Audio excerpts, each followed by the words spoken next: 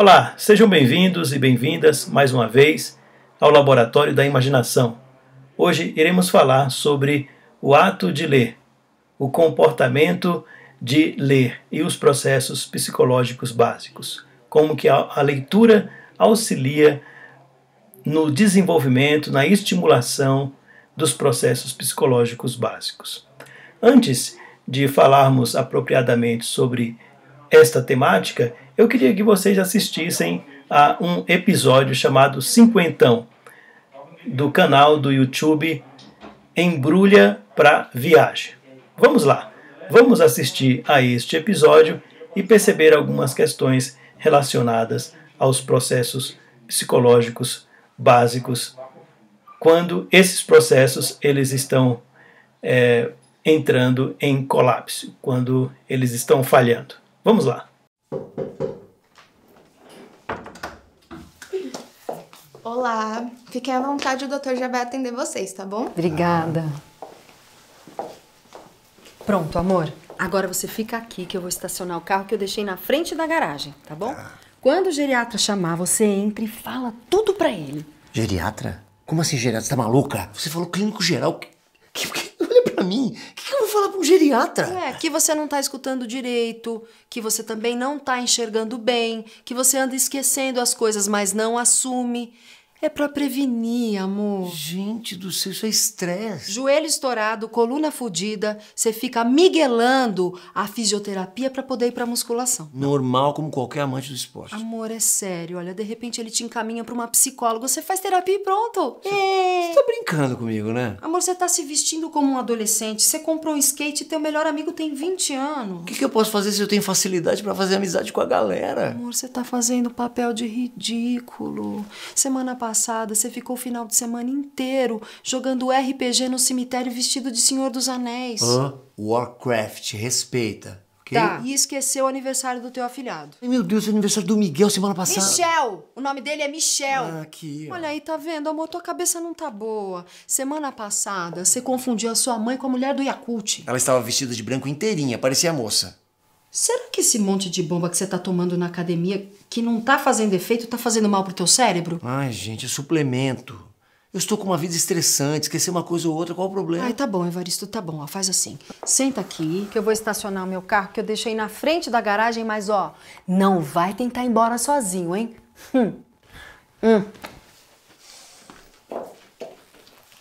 Gente, nossa.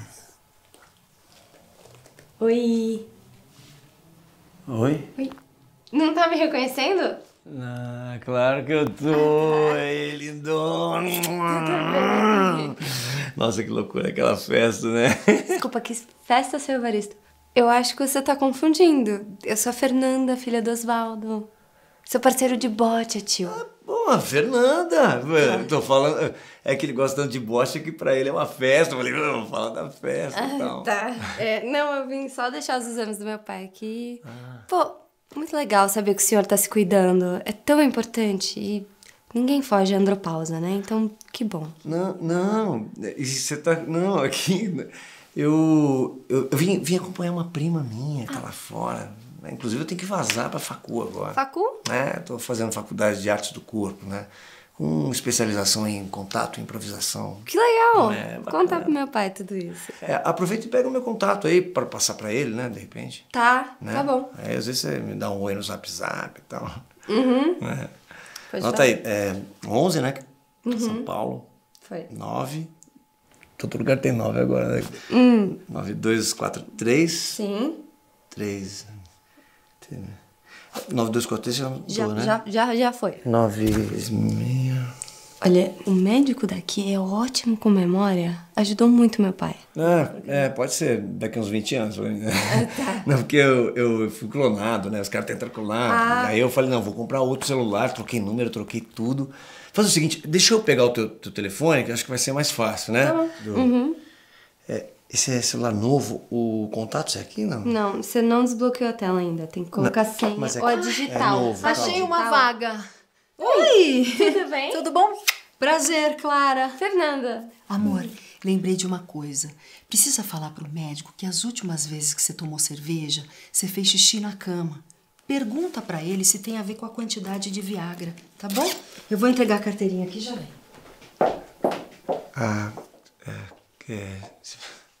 Bom que ele cuida de memória, né? Que você viu que a minha prima tá me chamando de marido já faz umas 2 semanas. A família acha que é Alzheimer, né? Isso aí complica a vida dela. Bom, eu vou lá cuidar dela, que ela tá loucona, Fabiola. Beijão, valeu. É Fernanda. Obrigada.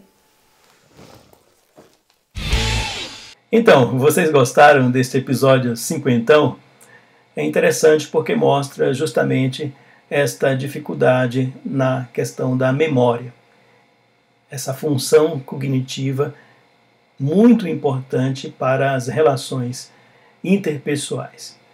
Este homem de 50 anos de idade, ele já começa a ter complicações na memória, enquanto aquele homem aparentemente mais idoso, ele não está apresentando este problema. Então é bem interessante a gente perceber que não necessariamente o envelhecimento esteja associado a lapsos e a problemas com a memória.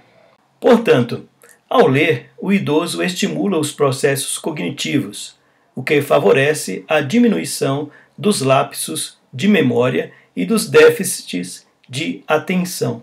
Esse é um texto de um dos artigos que nós vamos usar para trabalharmos essa temática hoje.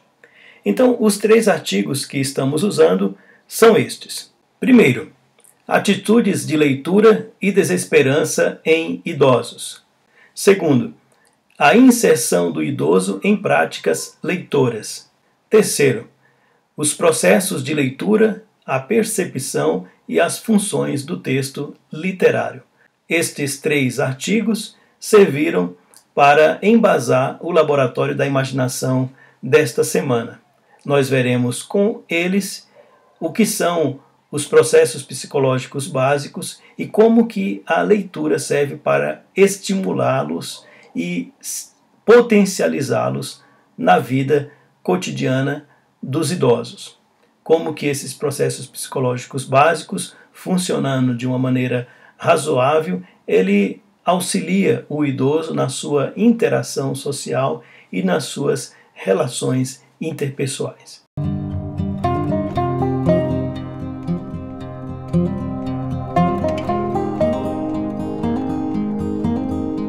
Então vamos para o primeiro processo psicológico básico, a percepção. Quando falamos sobre percepção, é importante entendermos a relação que a percepção tem com a sensação. A sensação é um processo neurofisiológico. Como que a sensação acontece? Ela começa quando a energia oriunda de uma fonte externa ou do interior do corpo estimula uma célula receptora em um dos órgãos sensoriais, tais como o olho ou o ouvido.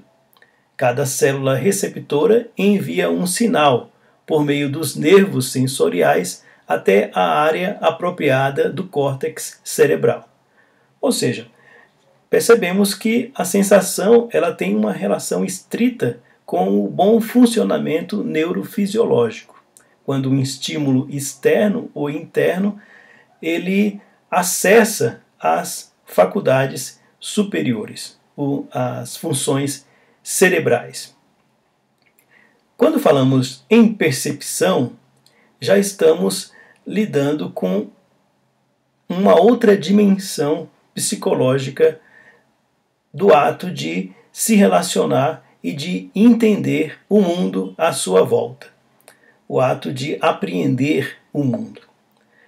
A percepção é uma função cerebral que atribui significado aos estímulos sensoriais, a partir do histórico de vivências de cada pessoa, que é a memória.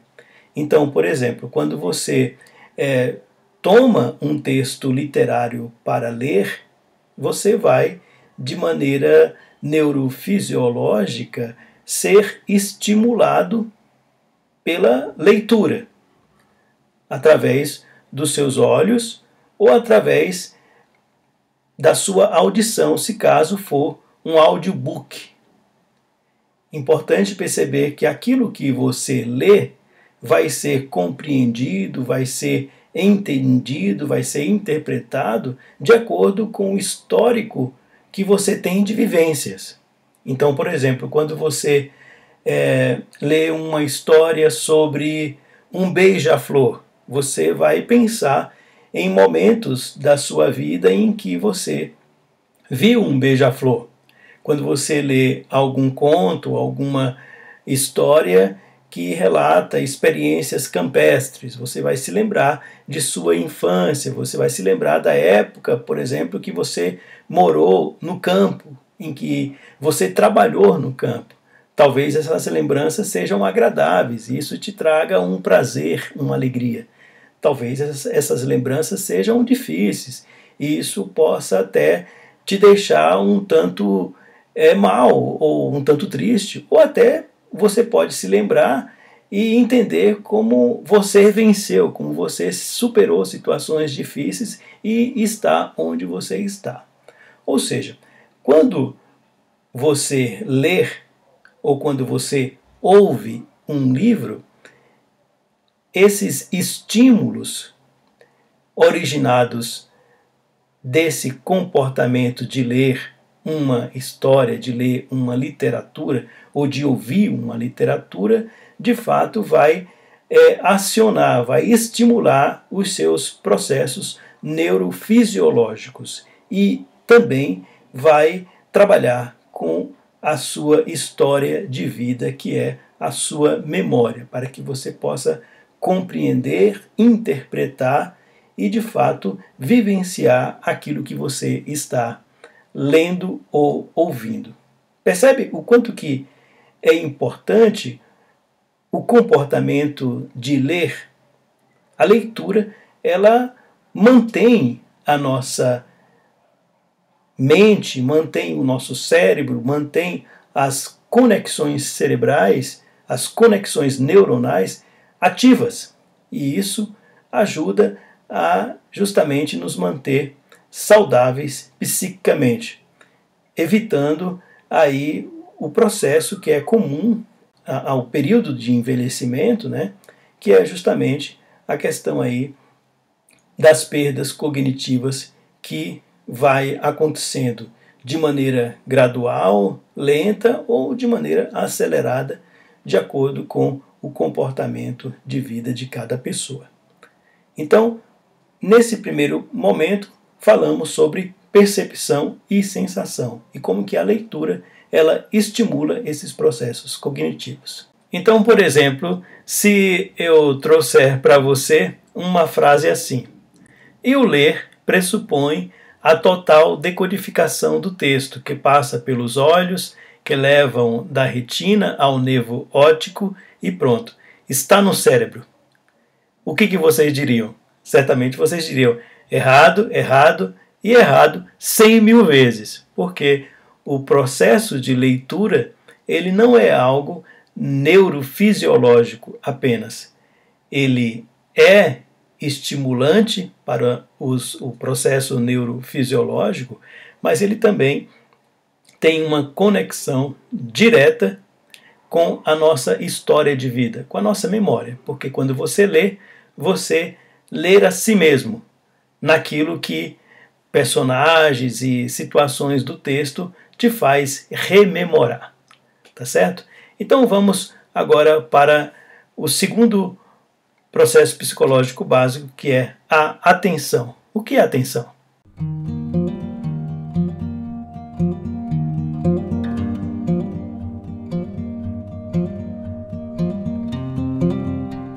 Vamos lá então. Atenção. O que é atenção? Como que o processo da leitura, a prática da leitura, auxilia na manutenção e no desenvolvimento da atenção e como que a atenção ela é importante na vida das pessoas idosas, nas suas interações sociais. O que é atenção? Atenção é um processo psíquico que permite concentrar a atividade mental sobre um fato determinado. No exame da atenção, é importante considerar a capacidade de concentração. Por exemplo, vocês estão assistindo a este vídeo agora. Vocês estão concentrados assistindo a este vídeo. Por quanto tempo vocês conseguem assistir esse vídeo? No momento em que vocês estão assistindo a este vídeo, você está também prestando atenção em quais outros objetos. Quando você é convidado para se concentrar em uma determinada atividade, por quanto tempo demora para você iniciar esse processo de concentração? Por quanto tempo demora o start da concentração? Isso tudo é a avaliação sobre a capacidade de concentração. Há pessoas que dizem, por exemplo, que as mulheres elas têm uma capacidade de concentração bastante desenvolvida, porque elas são multitarefas, né? Quando falamos de atenção também, nós falamos dela a partir dos transtornos de atenção. Por exemplo, a aproxexia, que é a ausência de atenção, que caracteriza uma demência grave. A hipoprosexia, que é a diminuição da atenção, considera-se uma demência leve.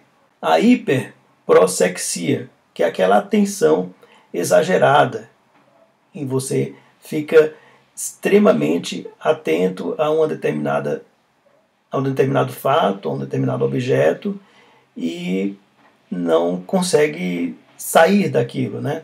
E a distraibilidade, que é essa atenção excitável. Você está assistindo a este vídeo e de repente você se distrai e desfoca a atenção para outros objetos. Então percebe como que a atenção ela está presente em nosso cotidiano? Por exemplo, uma frase como esta que relaciona a atenção ao comportamento de leitura. Observam que a atenção, que o processo cognitivo da leitura pode melhorar a capacidade de concentração do idoso, sendo que a atenção pode ser considerada um pré-requisito para o comportamento eficiente nessa idade. É importante entender que a prática de leitura ela desenvolve justamente a sua capacidade de concentração em relação ao tempo que você gasta se dedicando à leitura, nessa atenção focada, e ao mesmo tempo em que você está lendo, por exemplo, você pode ouvir uma música. Por exemplo, tem pessoas que relacionam a leitura com a escuta de uma música clássica. Isso também trabalha essa capacidade de concentração da atenção em mais de um objeto, né? E isso tudo é importante, e a leitura ela desenvolve consideravelmente a sua capacidade de atenção e a sua saúde psíquica nesse aspecto do processo cognitivo básico da atenção. Tá bom? Vamos então para o terceiro momento da nossa fala, que é sobre a memória, um outro processo psicológico básico importantíssimo na nossa vida social. Vamos lá então ver o que é a memória.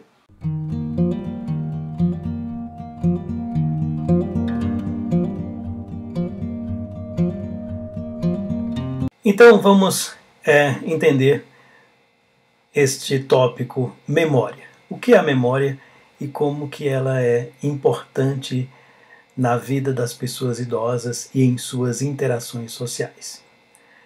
A memória é a função psicológica que garante o elo temporal da vida psíquica, pois reflete o passado no presente e permite a perspectiva de futuro. Ou seja, a memória é essa função psicológica que permite a manutenção identitária do sujeito. É por isso que em casos de Alzheimer é comum os filhos, os netos, os parentes se referirem à pessoa que está passando pelo Alzheimer que têm o Alzheimer no passado, né?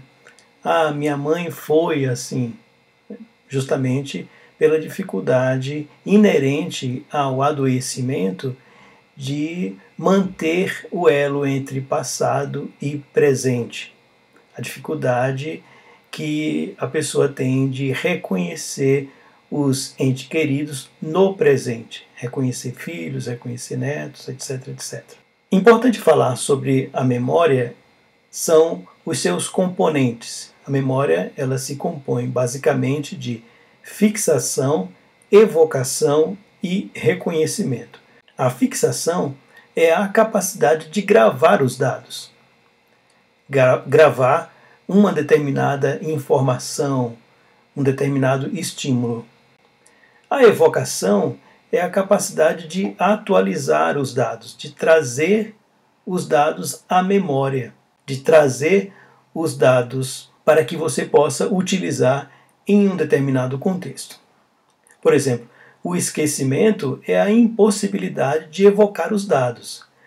Se vocês se lembram, eu acredito que certamente vão recordar do início deste vídeo em que eu passei ali um episódio chamado Cinquentão, que a incapacidade daquele moço de relembrar o nome da garota. Então, ao invés de falar Fernanda, que é o nome dela, ele fala Fabiola.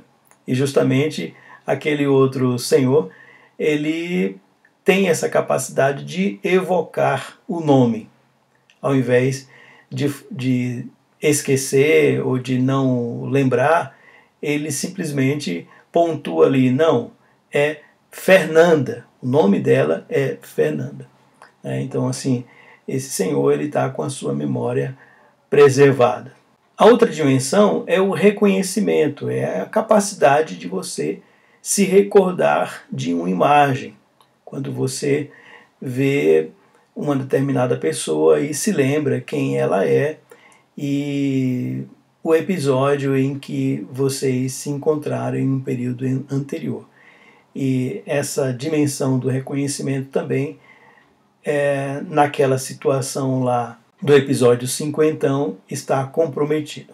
Nesta frase em que há uma relação entre memória e leitura. Vamos ver o que diz aqui.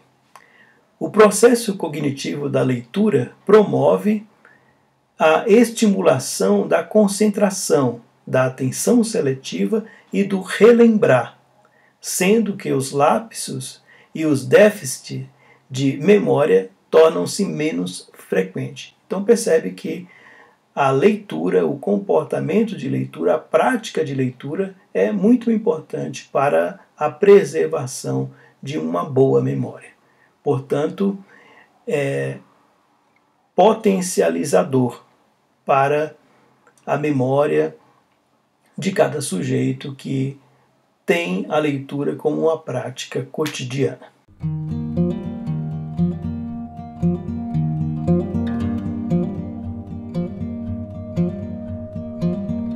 Então vamos agora para o conceito de pensamento. O que é pensamento e como que o pensamento nos ajuda em resoluções de problema. A importância do pensamento para a nossa vida cotidiana. E como que a leitura ela estimula e preserva essa capacidade cognitiva nas pessoas idosas. Então, o pensamento é a aptidão do indivíduo para elaborar conceitos, articular esses conceitos em juízos e, com base nisso, construir raciocínios, de modo a solucionar com êxito os problemas com que se depara. Então percebe que essa capacidade cognitiva de pensamento, ela nos ajuda a entender o ambiente em que nós nos encontramos, a situação em que nós nos encontramos e nos habilita à tomada de decisões. É muito importante a questão do pensamento e a autonomia da pessoa idosa. Então vamos ver essa frase que relaciona leitura e pensamento. Vamos lá. Se a leitura pode ser fonte de informação quanto de satisfação pessoal para o idoso, então aqueles que não têm esse hábito deixam de aproveitar de um meio prazeroso, como a leitura, para extrair do que foi lido reflexões que poderiam gerar novas perspectivas pessoais. É interessante observar como estão estritamente relacionadas a leitura e essa capacidade de imaginar, de construir novas realidades a partir da experiência da leitura. Quando nós temos o hábito de ler, nós imaginamos melhor, nós pensamos melhor, nós realizamos melhor.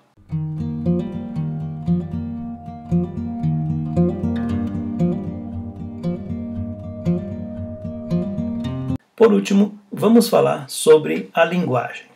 O que é a linguagem? A linguagem é um meio de comunicação verbal entre as pessoas.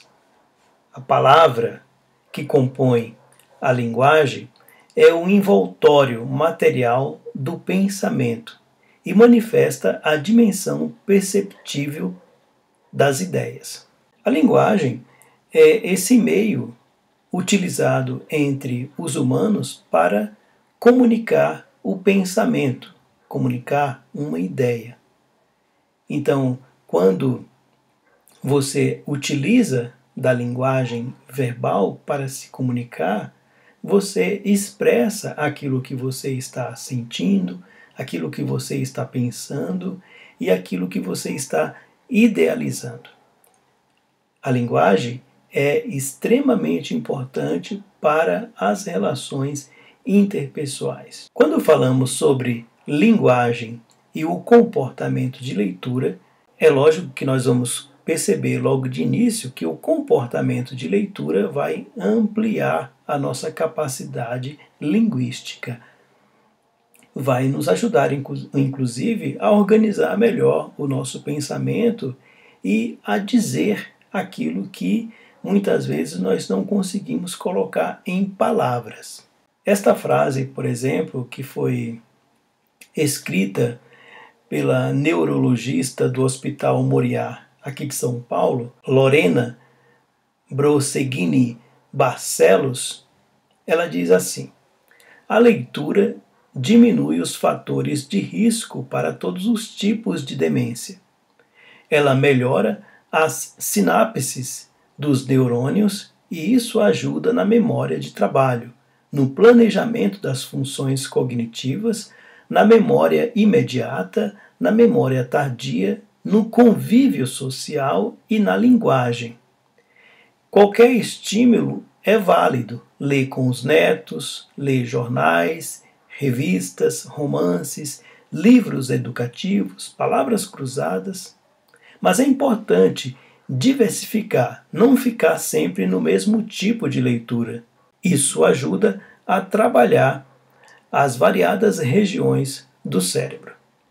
Então está aí a importância do comportamento de leitura para o desenvolvimento da linguagem. Por fim, eu quero encerrar o Laboratório da Imaginação desta semana com uma reflexão feita pelo professor Dante Marcelo Claramonte Galian. Ele é docente desde 1999 e diretor do Centro de História e Filosofia das Ciências da Saúde da Escola Paulista de Medicina, da Universidade Federal de São Paulo. Esta reflexão está no livro A Literatura como Remédio. Ele diz assim: porém, se ainda te interessar a cura para os males de nossos tempos desnorteados, creio que deixei claro aqui a prescrição. Desocupa-te, despreocupa-te e sem pressa desfruta do substancioso remédio da literatura. E de preferência, tornando segundo a posologia do laboratório de leitura. Não te prometo a cura, mas garanto que pelo menos te sentirás cuidado e aliviado de tua pressa, preocupação e talvez da tua solidão, o que não deixa de ser algo bastante importante para a saúde da alma. Não é mesmo? Um abraço, até a próxima semana em nosso Laboratório da Imaginação. Obrigado pela atenção de todos vocês. Tchau!